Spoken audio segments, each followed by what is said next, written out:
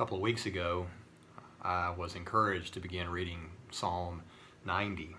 And as I was doing that, as I got toward the end of the psalm, I was greatly encouraged by how Moses, this man of God who had experienced so much difficulty in his life and was out there wandering in the wilderness with the children of God, saw how fleeting life was, how he began to ask of the Lord certain things. Beginning in verse 12, he said, "So teach us to number our days, that we may gain a heart of wisdom." And I was struck with just during the times that we live in right now, how that's something we can surely be asking the Lord to teach us to number our days and to give us a heart of wisdom and how to best spend our time during this time and enjoy the time that God has given to us. But today I was rereading the psalm and found something on verse 1 that just gave me some encouragement and hope that it will to you as well. And it was about our home. There's something about even the word home and the thought of home, whatever that is to you, what your home is. A place of comfort, a place of peace, a place of rest, a place where you're secure and taken care of, a place where you're around people that love you and want the best for you. Home is a special place.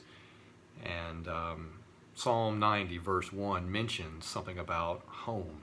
It says, "Lord, you have been our dwelling place in all generations."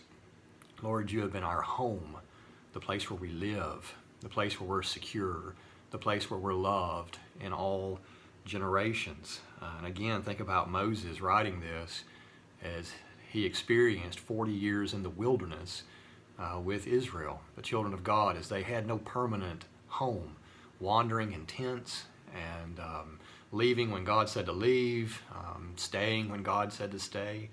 And he learned over that 40 years that though he had no permanent earthly home, God was his real home.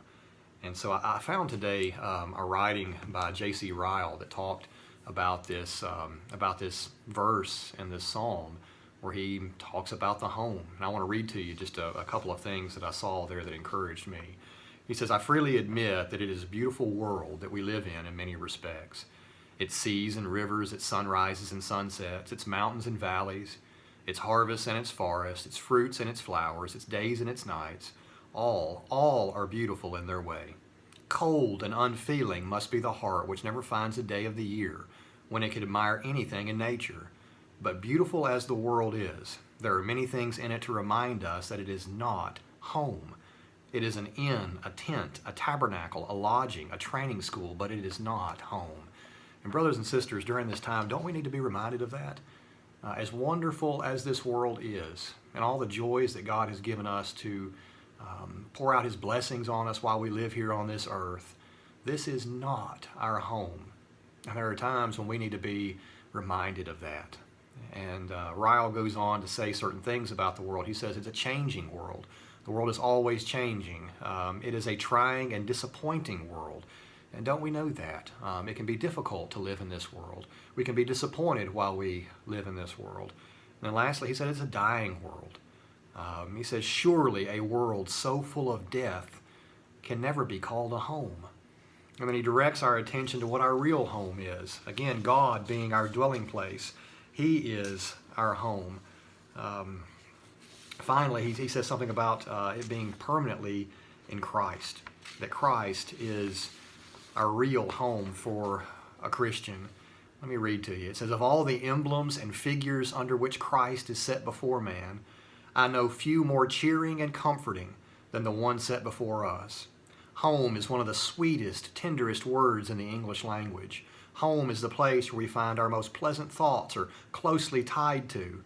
All that the best and happiest home is to its residents, Christ is to the soul that believes in him. In the midst of a dying, changing, disappointing world, a true Christian always has something which no power on earth can take away. Morning, noon, and night, he has near him a living refuge, a living home for his soul. You may rob him of life and liberty and money or health. You may take from him his health, he says, and lands and house and friends. But do what you will, you cannot rob him of his home. like those humblest of God's creatures which carry their shells on their backs wherever they are, so the Christian, wherever he goes, carries his home, because Christ is our home. And we need to thank God during this time for this reminder of where our true home is, our true comfort, our true rest, our true peace. His name is Jesus Christ. Be reminded of that today, brothers and sisters. And I hope that you're comforted, that you have your home, your permanent home, always with you. And it is not this earth. It is Jesus.